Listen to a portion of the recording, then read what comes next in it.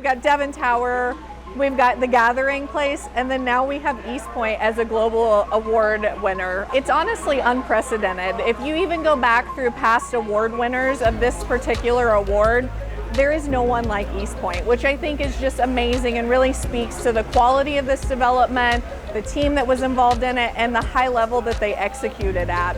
This is a neighborhood award. You know, the other two times that Oklahomans have won this award were for almost billion-dollar projects. This isn't a billion-dollar project. This is a heart project. We believed what we were doing from the very beginning, but sometimes you feel like you're in an echo chamber and you're saying like this matters, this is important. To have ULI Global Award come in and put their stamp of approval basically says that this kind of development matters. And for the next generation of developers who are trying to think of like, where do I make a difference? It's not in doing some super mall in the suburbs, though those are awesome.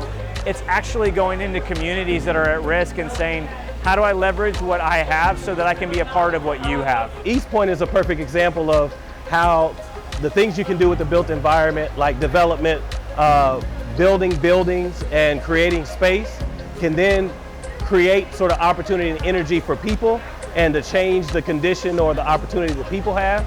So I think that's the thing that set us apart from some of the other developments that might have been a lot grander in scale and sort of a lot bigger and maybe more prestigious looking, but like the impact on the average person may not have been as significant as we think the impact will be on the surrounding community here. Along this stretch of Northeast 23rd that runs through the heart of the historically African-American part of Oklahoma City, we haven't had new construction, new development in decades.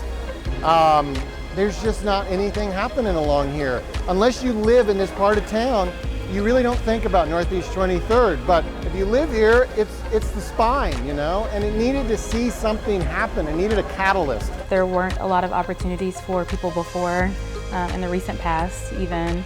So if you were just even a store owner or like us, we just needed office space, there weren't very many options. And so East Point is really cool because now you have the option to be on 23rd and spur some of that traffic back to this area. Also, their model of giving tenants the opportunity to be land owners and property owners inside of their lease is very unique. And so it's a different way that I think most developers have not looked at their tenant lease spaces, which gives people a different opportunity that they may not have had in the past to actually own the place where they work every day. My hope is that this idea of actually like giving up ownership, giving up authority, giving up the ability to make decisions that you think you know best because you're going into a community that you don't know, you can actually have a better development at the end.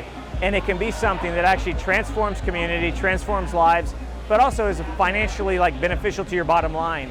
And everyone gets the benefit along the way. I think what's really impactful about this project is that it really kind of sets the stage for equitable development, and it really doesn't just set it at a local level, but it actually challenges people nationally to look at how they're developing their projects and really what they should be doing to give back to the communities that they're developing in.